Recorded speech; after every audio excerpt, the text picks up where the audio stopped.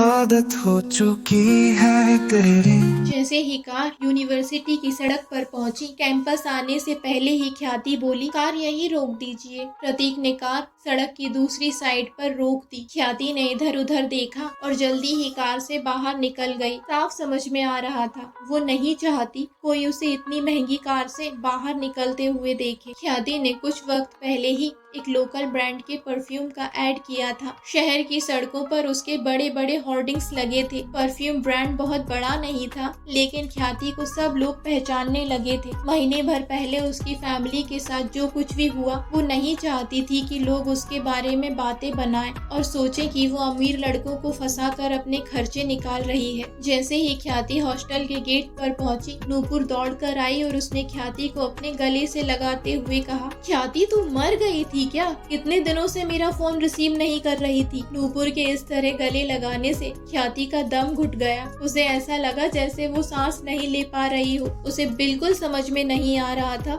कि वो हंसे या रोए। उसने नूपुर को दूर धकेलते हुए कहा, नूपुर तू क्या कर रही है? मुझे जान से मारना चाहती है क्या? नूपुर ने ख्याति को बेमन से छोड़ दिया और बुरा सा मुंह बनाते हुए बोली, ख्याति तुझे पता भी है मुझे तेरी कितनी फिक्र हो रही थी। तू कहाँ थी यार इतने दिनों से? क्या तेरा फैमिली मैटर सॉल्व हो गया? ख्याति ने गहरी सांस ली और बोली, मेरे बारे में इतनी फिक्र करने के लिए आई लव यू, लेकिन अब फिक्र की कोई बात नहीं है। अब सब कुछ ठीक है। ख्याति और नूपुर दोनों बेस्ट फ्रेंड थी। उन दोनों की आपस में बहुत अच्छी बनती थी। तभी नूपुर ने कहा, ख्याति क्या तूने सीरियल के ऑडिशन के लिए फॉर्म फिल कर दिया? ख्याति ने तुरंत हाँ में सिर हिलाया और बोली, हाँ मैंने ऑडिशन फॉर्म फिल कर दिया है। ख्याति बहुत दिनों बाद इतनी खुश थी। उसने फौरन नूपुर को गले लगा लिया, लेकिन नूपुर उसे दूर धकेलकर गुस्सा होने की एक्टिंग करते हुए बोली, सिर्फ ऐसे गले लगाने से काम नहीं चलेगा। बहुत दिनों बाद मिलने की खुशी में चलो सेलिब्रेट करते हैं। नूपुर और ख्याति उसी रेस्टोरेंट में चली गईं, जहां वो अक्सर जाया करती थी। नूपुर खाने की बहुत शौकीन थी। ख्याति के टिफिन में हमेशा ही खाने के लिए अच्छी अच्छी डिशेज होती थी, जिन्हें नूपुर बहुत शौक से खाती थी। एक्चुअली ख्याति के पापा चाहते थे कि वो बिजनेस एंड मैनेजमेंट की स्टडी करे और अपनी कंपनी को संभाले, लेकिन ख्याति को एक्टिंग में इंटरेस्ट था। लेकिन ख्याति की माँ कुमुद ने हमेशा ही अपनी बेटी का सपोर्ट किया और ख्याति को अपनी मर्जी से जिंदगी जीने और करियर बनाने का चांस दिया। नूपुर ने वेज रोल ऑर्डर किए और ख्याति ने भी अपने लिए French fries and cold drink मंगवा ली। खाते वक्त नूपुर बोली, खुशी वर्मा इस ऑडिशन के लिए बहुत एक्साइटेड है। ख्याति बोली,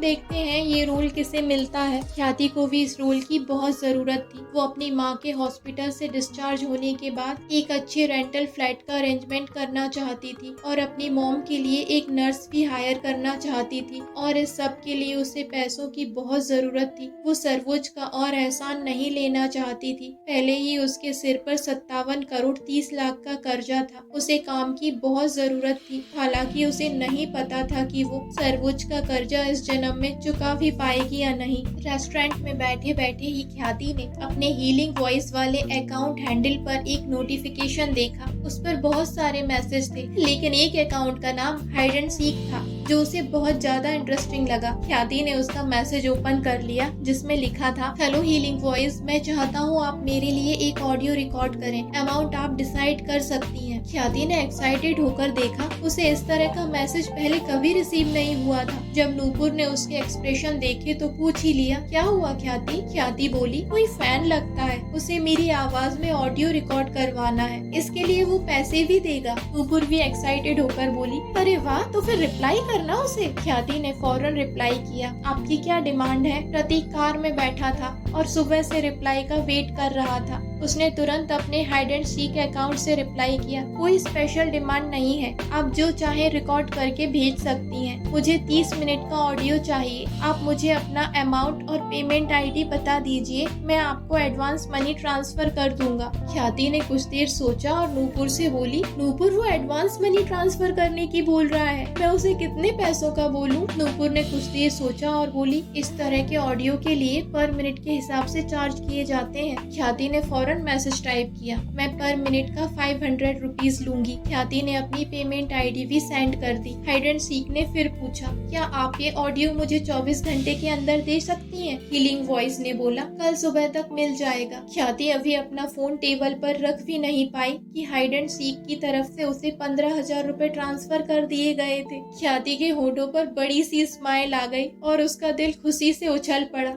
उसे बिल्कुल नहीं लगा था कि वो इस तरह भी पैसे कमा सकती है। कुछ देर बातें करने के बाद नूपुर वापस हॉस्टल चली गई और ख्याति भी सड़क पर आकर अपने लिए टैक्सी बुक करने लगी। तभी सडनली प्रतीक किसी जिन्न की तरह उसके सामने कार लेकर प्रकट हो गया। ख्याति थोड़ी शॉक थी। उसने सोचा, क्या ये इतनी देर से मेरा वेट कर रहा था? ख्याति कार में बैठ गई और उसने डिसाइड किया वो मेंशन जाकर सर्वोच्च से ऑडिशन के बारे में बात करेगी। हालांकि ख्याति को डर भी लग रहा था कि कहीं सर्वोच्च मना न कर दे। जिस तरह से वो उसे कमरे में बंद करके रखना चाहता था, उसे लगा वो पैसों के बदले उसकी आजादी छीनना चाहता है। ख्याति ने मेंशन में आकर डिनर किया और अपने रूम में चली गई। वो सर्वोच्च से अपने ऑडिशन के लिए बात करना चाहती थी, लेकिन सर्वोच्च अभी तक वापस नहीं आया था। उसे आज एक नया कस्टमर मिला था जिसे ऑडियो चाहिए था। ख्याति ने फौरन अपना फोन और माइक्रोफोन ऑन किया और अपनी आवाज को मॉडिफाई करके बहुत सॉफ्ट एंड स्वीट बनाकर अपने न्यू कस्टमर के लिए छोटे बच्चों की कुछ पोएम्स 30 मिनट की ड्यूरेशन में रिकॉर्ड करके सेंड कर दी। नेक्स्ट मॉर्निंग ख्याति रेडी होकर ब्रेकफास्ट के लिए नीचे आ गई। उसे नहीं पता था कि कल रात सर्वोच्च कितने बजे घर आया था और वो आया भी था या नहीं। ख्याति ये भी नहीं जानती थी। एक हफ्ता हो गया था, लेकिन उस रात वाले इंसिडेंट के बाद ख्याति ने फिर से सर्वोच्च को नहीं देखा था। वो यूनिवर्सिटी जाती थी,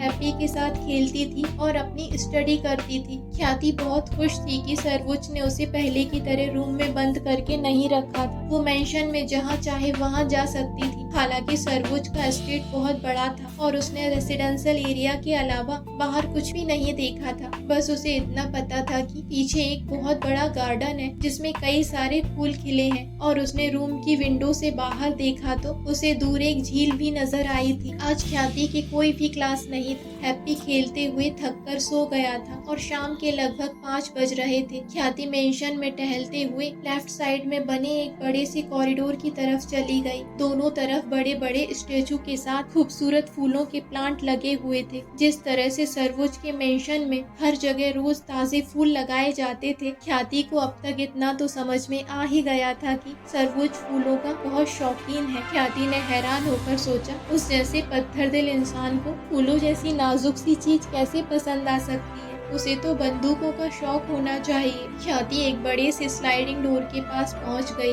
वो जानने के लिए क्यूरियस थी कि डोर की दूसरी तरफ क्या है। वो आगे बढ़ी और उसने जैसे ही डोर ओपन किया, हैरानी से उसकी आंखें फैल गईं।